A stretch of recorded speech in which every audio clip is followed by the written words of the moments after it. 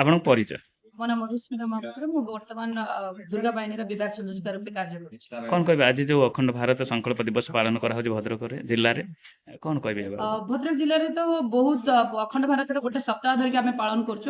ଅଖଣ୍ଡ ଭାରତରେ ବର୍ତ୍ତମାନ ଗୋଟେ ଖୁସିର କଥା ଯେ ଖାଲି ଭଦ୍ରକ ଜିଲ୍ଲାରେ ବିଶ୍ୱ ହିନ୍ଦୁ ପରିଷଦ ତରଫରୁ ଅଖଣ୍ଡ ଭାରତ ପାଳନ ହଉନି। ଏଇଟା ଭଦ୍ରକ ଜିଲ୍ଲାର ସମସ୍ତ ଜାଗାରେ ସମସ୍ତ ସଂଗଠନ ମାନେ ଯେତିକି ଆମର ହିନ୍ଦୁ ସମାଜ ରହିଛି ୟାକୁ ପାଳନ କରୁଛି ଆଉ ୟାର ଯଥାର୍ଥତା ବି ବୁଝିଲାଣି।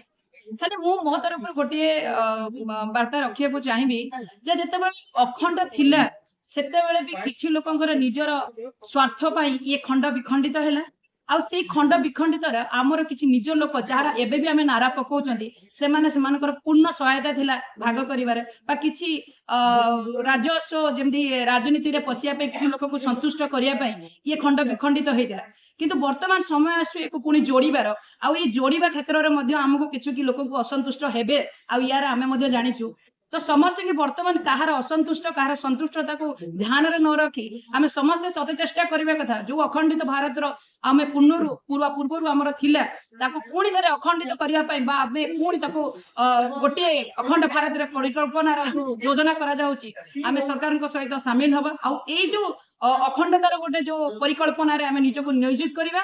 ସେଥିପାଇଁ ଯଦି ଆମକୁ ନିଜ ଲୋକଙ୍କୁ ମଧ୍ୟ ଆମକୁ ଅସନ୍ତୁଷ୍ଟ ଆମ ଉପରେ ହଉଛନ୍ତି ସେଥିପାଇଁ ଆମେ ତାକୁ ଧ୍ୟାନ ରଖିବାନି। ଆମେ ଏତିକି ଆମର ଲକ୍ଷ୍ୟ ରହିବା ଦରକାର କେମିତି ଭାରତବର୍ଷକୁ ଗୋଟିଏ ଆଉ ଏକ ଆଉ ଅଖଣ୍ଡ ଭାରତରେ ଏକ କରିବା। ସେଥିପାଇଁ ଆମେ ସମସ୍ତଙ୍କର ପ୍ରୟାସ ରହିବା ଦରକାର। ଜୟ ଶ୍ରୀରାମ।